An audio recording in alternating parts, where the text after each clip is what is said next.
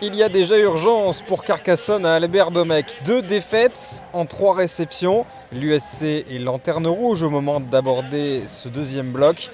Match délicat pour les Audois face à une équipe qui voyage bien à l'extérieur. Déjà 2 victoires hors de Sapiac pour les Montalbanais. 1 minute de jeu dans ce match et déjà une faute, un plaquage haut sanctionné contre Vaotoa.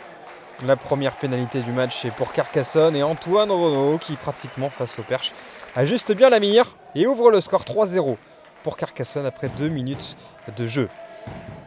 La première véritable occasion va intervenir à la 6e minute pour Montauban avec cette touche à 5 mètres de la ligne et ce ballon porté qui va aller au bout. Le Maule emporte tout sur son passage. Le talonneur Van der Westhuizen n'a plus qu'à se coucher derrière la ligne pour aplatir. C'est le premier essai de cette partie. L'essai est transformé par Clément Darbo. Montauban prend les commandes dans ce match 7-3. L'indiscipline va coûter cher à Carcassonne dans ce match, même si Clément Darbo va rater une première pénalité autour du quart d'heure de jeu. La seconde est convertie. On est venu taper dans le ballon dans un ruck du côté de Carcassonne. Ça fait 10-3 pour Montauban. Montauban qui va avoir plusieurs occasions de faire le break dans cette première mi-temps. Kevin Gimeno a pris un carton jaune. Les Audois sont à 14. Ils sont à 2 doigts d'encaisser un essai. Mais Tupuela fait tomber un ballon alors qu'il était tout seul. Un tournant assurément dans cette première période puisque Carcassonne va obtenir 2 pénal-touches après la sirène, va aller en touche, va insister et va finir par trouver la faille dans la deuxième meilleure défense de Pro D2. L'essai est signé Civil après une très longue séquence imposée par les Audois. L'essai est transformé par Antoine Renaud. C'est la mi-temps sur ce score de 10-10 à Albert Domecq.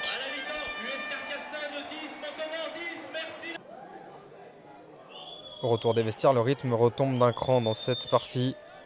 Clément Darbo va profiter d'un hors-jeu au doigt pour redonner l'avantage à Montauban sur pénalité.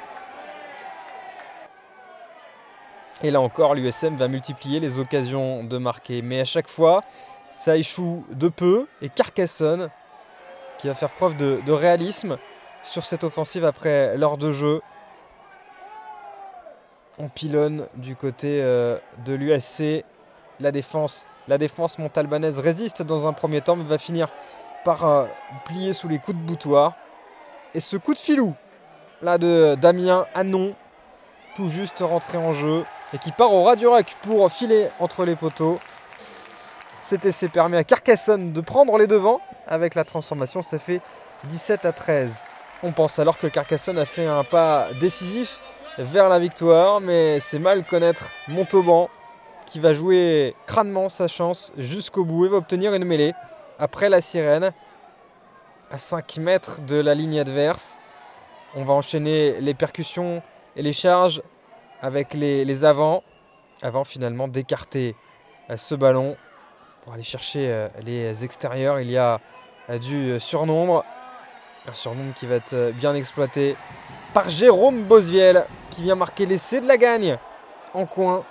Monsieur Mallet accorde cet essai après discussion avec son arbitre de touche. Victoire sur le fil de Montauban, l'essai n'est pas transformé, victoire 18-17, un maigre point de bonus défensif pour Carcassonne qui reste lanterne rouge de Pro D2 à l'issue de cette 7e journée.